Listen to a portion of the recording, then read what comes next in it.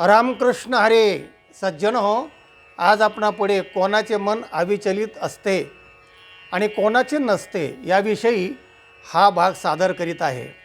रामायणातील फार महत्त्वाचा प्रसंग आहे, उद्बोधक प्रसंग आहे की ज्यांना असं वाटतं की मन हे फार ओढाळ आहे, मन हे फार अविचलित आहे वगैरे वगैरे विचलित होणारं आहे, तर त्यांच्या डोळ्यामध्ये झणझणीत अंजन घालणारा हा प्रसंग आहे. ऐका.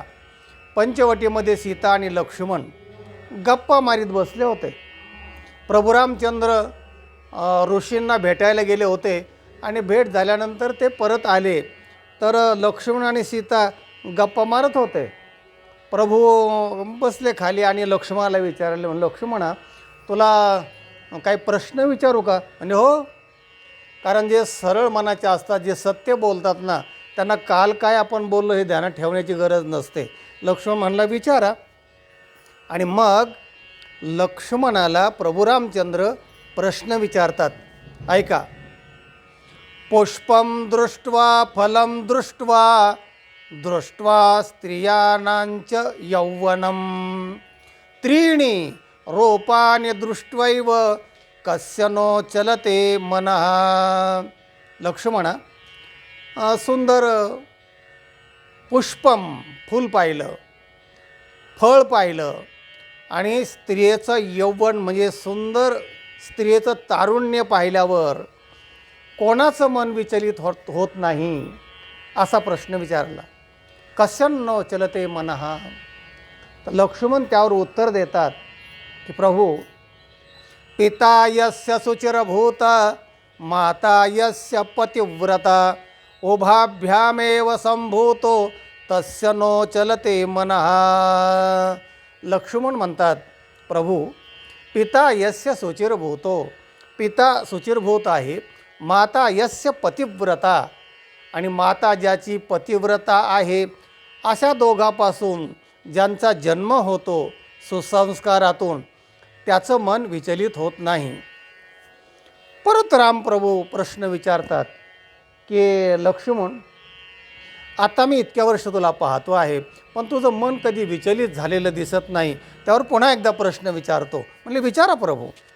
अग्निकुंड समानारी घृत कुंभसमो नरः पार्श्वस्थिते सुंदरी चेत कस्य नो चलते मनः.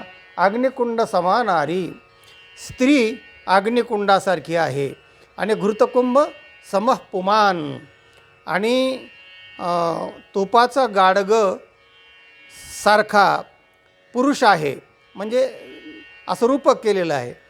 तर हे अग्निकुंड आणि तुपाचं गाडगं जर जवळजवळ ठेवलं, पार्श्वे स्थित जवळजवळ ठेवलं, तर ते पघळणार नाही का? तसे सुंदर स्त्री आणि सुंदर तरुण जर एकत्र आले जवळजवळ, तर त्यांचं मन विचलित होणार नाही का? तर त्यावर लक्ष्मण म्हणतो की प्रभो, मनोधावती सर्वत्र मदोन्मत्त गजेंद्रवत ज्ञानांकुशसमा बुद्धी तस्य नो चलते मनः. प्रभो, मन धावती सर्वत्र, मन तिथे जाणारच आहे. मदोन्मत्त हत्तीसारखं ते मन आहे, ते जाणार तिथे. पण ज्ञानाचा अंकुश, वैराग्याचा अंकुश ज्याच्या हातामध्ये आहे, त्याचं मन विचलित होत नाही. असाच एक कबीरांचा दोहा आहे. मन गया तो जाना दे भाई, मत जाना दे शरीर, न खेचे कमान तो कहाँ लगेगा तीर. तेव्हा मन हे ओढाळ परधन परस्त्रीकडे धावे, यास्तव विवेक वैराग्य काष्ट गळा बांधावे.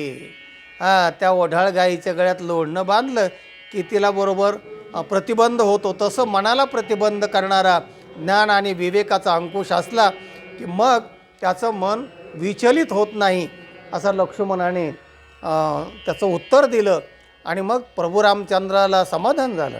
ते म्हणाले, वा, हे लक्ष्मण, महाप्रज्ञ, सुचित्राश्च नंदन, इक्ष्वाको कुलोत्पन्न, ब्रह्मचारी, नमो नमः.